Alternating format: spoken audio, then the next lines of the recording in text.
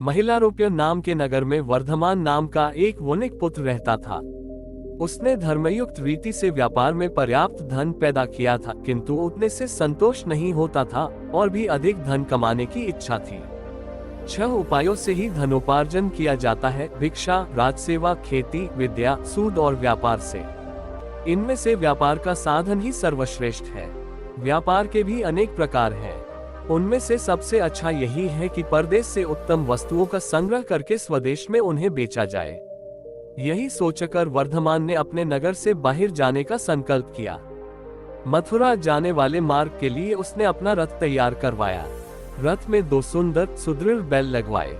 उनके नाम थे संजीवक और नंदक। वर्धमान का रथ जब यमुना के किनारे पहुंचा तो संजीवक नाम का बैल नदी तट की दलदल में फंस गया। वहां से निकलने की चेष्टा में उसका एक पैर भी टूट गया। वर्धमान को ये देखकर बड़ा दुख हुआ। 3 रात उसने बैल के स्वस्थ होने की प्रतीक्षा की। बाद में उसके सारथी ने कहा कि इस वन में अनेक हिंसक जंतु रहते हैं, यहाँ उनसे बचाव का कोई उपाय नहीं है। संजीवक के अच्छा होने में बहुत दिन लग जाएंगे। इतने दिन यहाँ रहकर प्राणों का संकट नहीं उठाया जा सकता।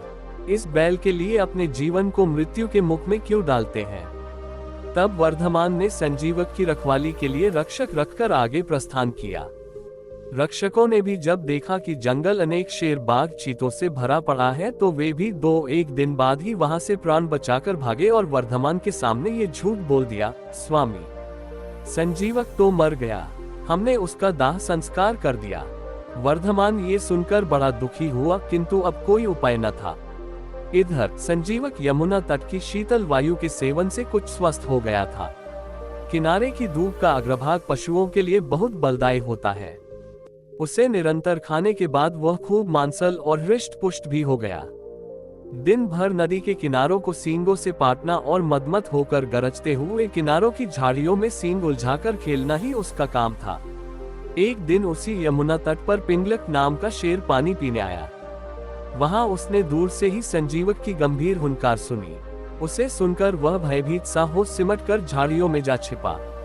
शेर के साथ 2 गीदड़ भी थे, कर्टक और दमनक। ये दोनों सदा शेर के पीछे पीछे रहते थे। उन्होंने जब अपने स्वामी को भयभीत देखा तो आश्चर्य में डूब गए।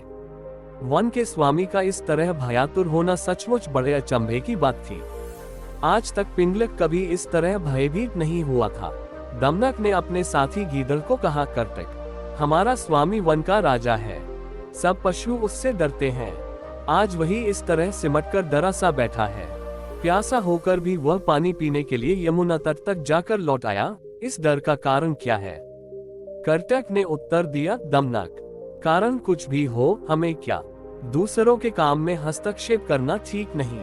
जो ऐसा करता है वह उसी बंदर की तरह तड़प तड़प कर मरता है, जिसने दूसरे के काम में कौतूहलवश व्यर्थ ही हस्तक्षेप किया था। दमनक ने पूछा: यह क्या बात कही तुमने? कर्टक ने कहा: सुनो,